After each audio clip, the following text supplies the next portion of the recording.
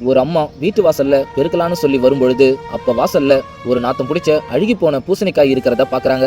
அவங்களும் அந்த அழுகி போன பூசணிக்காயை பார்த்துட்டு, என்ன எழவுடா இது, இந்த நாத்தம் வீசுது, யாரு வந்து நம்ம வீட்டு வாசல்ல போட்டு போனாங்கன்னே தெரியலையே அப்படின்னு யோசிச்சுட்டு, இப்போதைக்கு நம்ம வீட்டு வாசல்ல இருக்கிற குப்பைகளை மட்டும் பெருக்க வேண்டியதுதான், இந்த அழுகி போன நாத்தம் பிடிச்ச பூசணிக்காயை இந்த குப்பை வேலை செய்யறவங்களே வந்து எடுத்துட்டு போகட்டும் அப்படின்னு சொல்லிட்டு அவங்க வாசலை மட்டும் பெருக்கிட்டு மூக்க மூடிக்கிட்டு போயிடுறாங்க.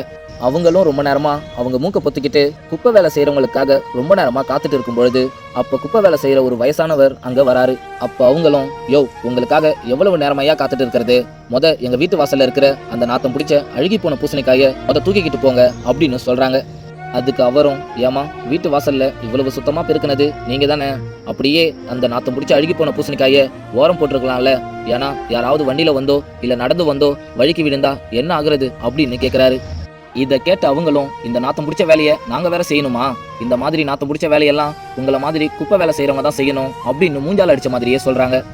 அப்ப அவரும் அந்த நாத்தம் பிடிச்ச பூசணிக்காயை கையில தூக்கிக்கிட்டு, நீங்க சொல்றதும் சரிதான், இந்த மாதிரி நாத்தம் பிடிச்ச வேலையை எங்களை மாதிரி குப்பைக்காரங்க தான் செய்யணும், ஆனா நீங்க ஒண்ணு மட்டும் நல்லா ஞாபகம் வச்சுக்கோங்க, எங்களை மாதிரியான குப்பைக்காரங்க இந்த மாதிரி நாத்தம் பிடிச்ச வேலையை செய்யலைன்னா நீங்க தான் நாரி போயிடுவீங்கன்றத மறந்துடாதீங்க அப்படின்னு சொல்றாரு.